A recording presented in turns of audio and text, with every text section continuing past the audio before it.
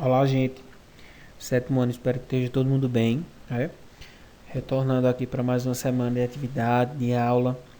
Estamos chegando à 21ª aula.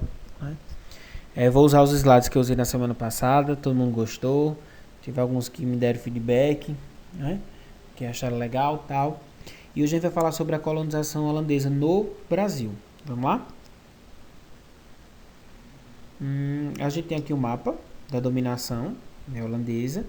A gente percebe que principalmente a gente tem aí Pernambuco, ó, que ocorreu em 1630 a 1654. Né? E em Salvador ocorreu em 1624 a 25, mas foi bem rápido, tá vendo?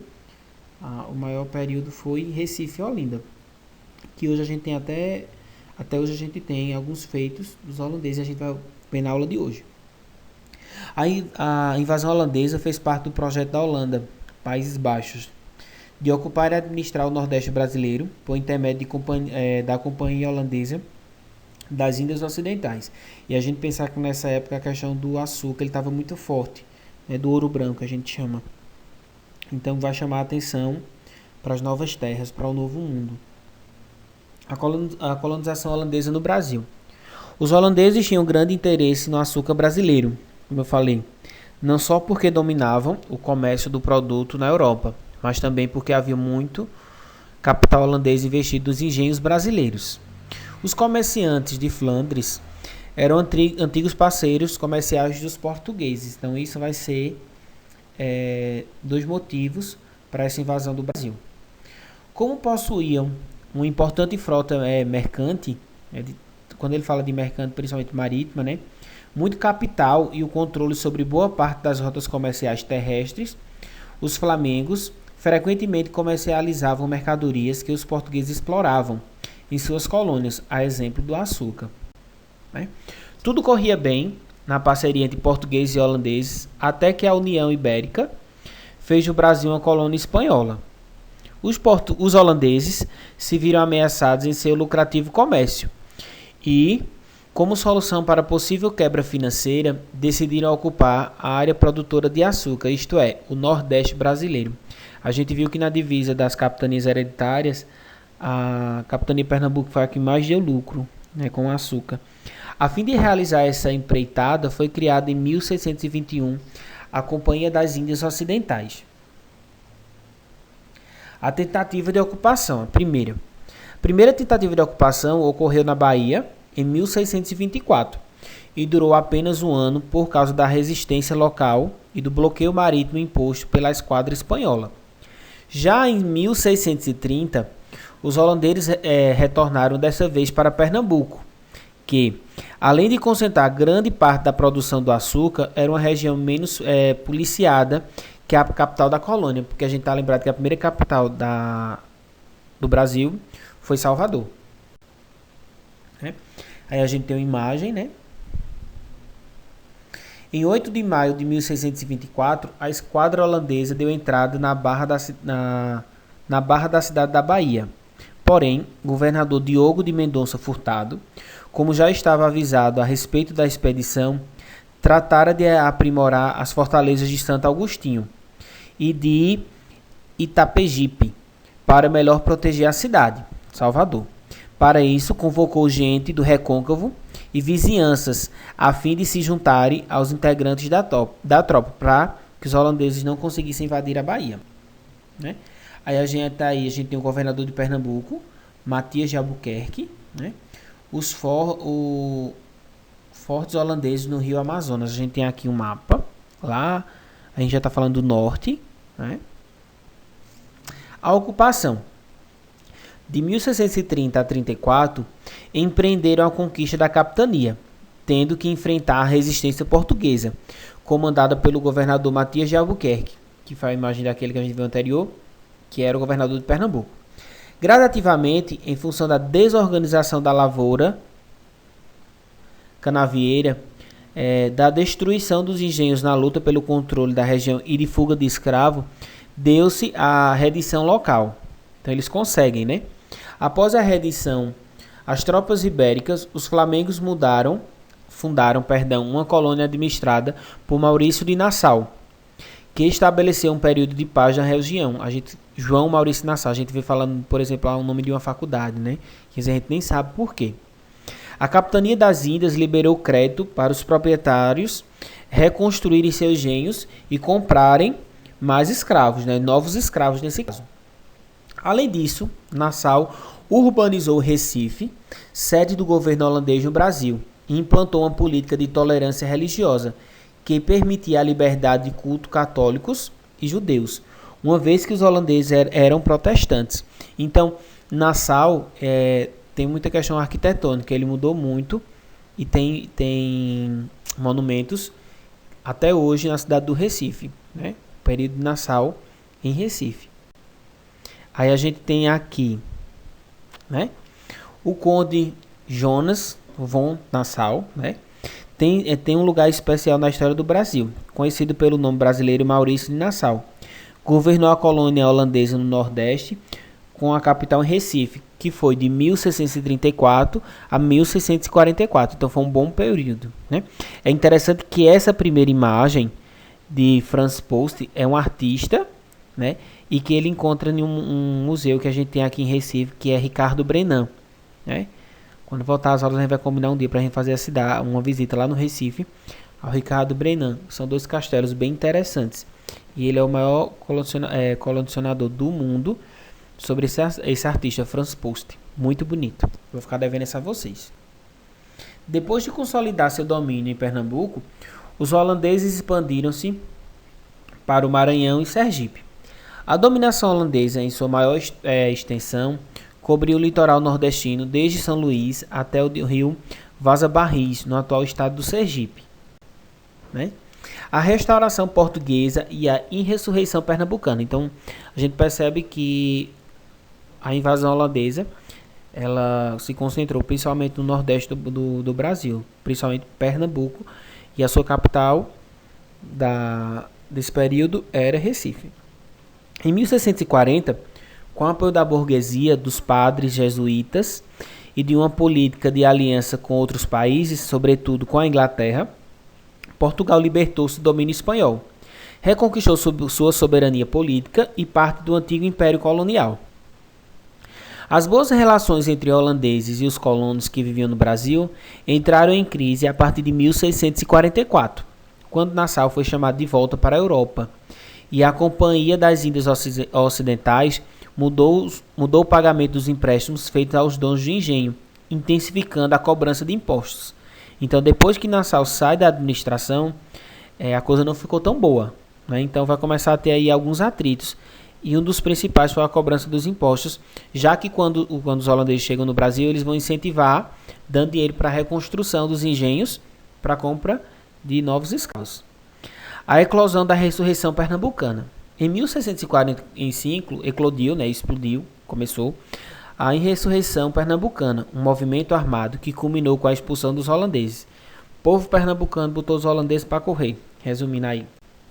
A luta contra a Companhia das Índias Ocidentais foi um movimento interno, promovido pelos habitantes da colônia e contando com uma ajuda muito discreta de Portugal, que nesse período ainda lutava para se reestruturar como país independente.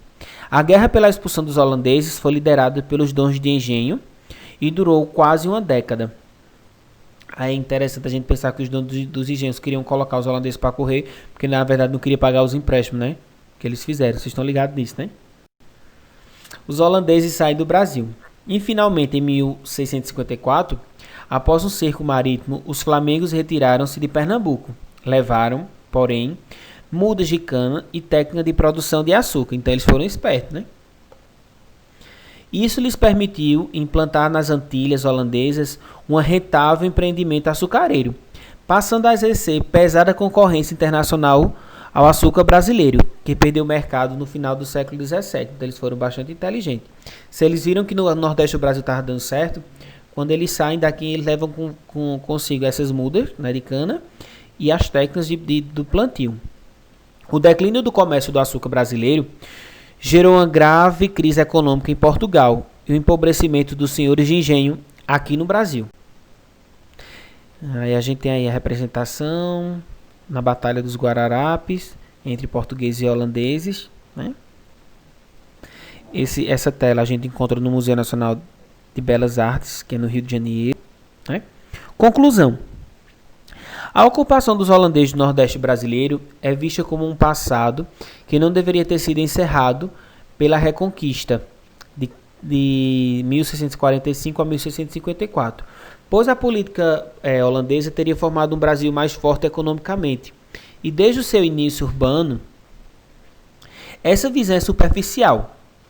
Para negá-la, bastaria observar o desenvolvimento das colônias holandesas nas Antilhas, por exemplo, que atualmente estão dando no terceiro mundo quanto o Brasil. Então a gente chega a essa conclusão. Em contrapartida, a política holandesa restringia muito mais as possibilidades econômicas do Nordeste do que a portuguesa, bem como limitava o plano social, com a crise entre brancos e judeus, negros e índios. Assim, durante os 24 anos de dominação, foi criada uma grande segregação religiosa racial. Segregação quer dizer separação. A gente teve uma grande exclusão, separação, tanto religiosa quanto racial, aqui no Nordeste com os holandeses. Aí a gente tem a moeda holandesa, que agora aqui no slide sumiu, vocês estão vendo? No entanto, não devemos deixar de lado os pontos positivos da política holandesa, e principalmente do conde Maurício Nassau. Com sua base urbana, Nassau trabalhou para impedir o poder dos senhores de engenho e das oligarquias agrárias, incentivando assim a transformação da sociedade pernambucana de agrária para urbana. Como ele estava mudando o centro do Recife, ele estava atraindo as pessoas para o centro da cidade. Além disso, foram muitos os esforços em melhorias para a população local, que viu em Nassau um governante que ajudou com as políticas de combate à fome e à monocultura e de higiene e saneamento básico. A comunidade judaica na América, até os nossos dias, né, orgulhosa os tempos de colônia em Pernambuco, onde desfrutava de liberdade religiosa impecável, impensável na época, para os padrões europeus católicos, porque até então os portugueses eram católicos e não deixavam cultuar outras religiões. Isso era um avanço. Se podemos falar de algum erro do governo holandês, que acabou por gerar a revolta e a perda de Pernambuco, foi de não ter incentivado mais os holandeses a acessar a terra. Desse modo, os portugueses, apesar de dominados, tinham a economia em suas mãos, autêntica base do projeto econômico da Companhia Holandesa das Índias Ocidentais. A colonização holandesa foi, portanto, urbana e burguesa, diferindo assim da instalação pelos portugueses, extremamente agrária. Os portugueses desenvolveram principalmente os engenhos, então era uma organização basicamente rural. Não podemos afirmar se uma ou outra seria melhor para o futuro desenvolvimento do país, pois só podemos observar o produto de uma delas, sendo, portanto, superficial fazer um comparativo, com o desenvolvimento das colônias holandesas em outros locais. Isso é errado a gente fazer essa comparação. O máximo que podemos afirmar é que, entre 1630 a 54, parte do Brasil viveu, sobretudo, outro sistema social que, em razão de problemas internos causados por ele próprio, foi combatido e derrotado por sua classe social dominante e insatisfeita. Heróis da Batalha dos Guararapes, a gente tem aqui Felipe Camarão. Felipe Camarão foi um dos grandes heróis da Batalha dos Guararapes, travada no Monte dos Guararapes.